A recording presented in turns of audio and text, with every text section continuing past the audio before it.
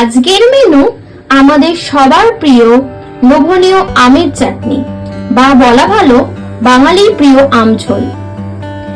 Welcome to my channel Talk Jhal Mishti. Please do subscribe and press the bell icon. কড়াই গরম হয়ে গেছে, তার মধ্যে দিয়ে দেব 1 টেবিল চামচ সরষের তেল। আমাদের তেলটা গরম হয়ে এসেছে, এর মধ্যে দিয়ে দেব ফোড়নে একটা তেজপাতা, দিয়ে দেব সামান্য 5 ফোড়ন,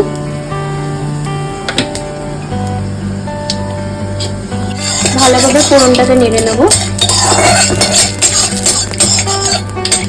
ফোড়ন ভাজা হয়ে গেছে, দিয়ে দেব কেটে রাখা টুকরো আম,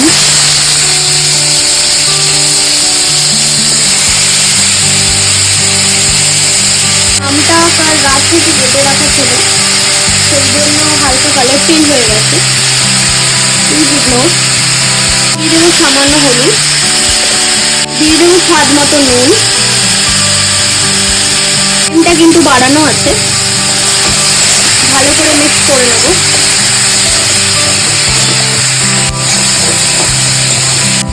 আমার মিক্স করা হয়ে গেছে, এবার ফ্লেমটা কমিয়ে একটু ঢাকা দিয়ে রাখবো। 2-3 মিনিট ঢাকা দিয়ে রেখেছিলাম, ঢাকাটা খুলে এবার দেখে নেব। মোটামুটি সেদ্ধ হয়ে গেছে, এবার এর মধ্যে 1 গ্লাস জল দিয়ে দেবো।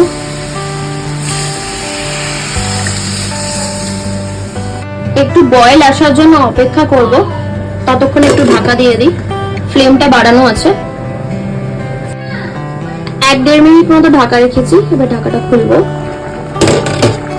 আমাদের চাটনি ভালোভাবে ফুটে গেছে,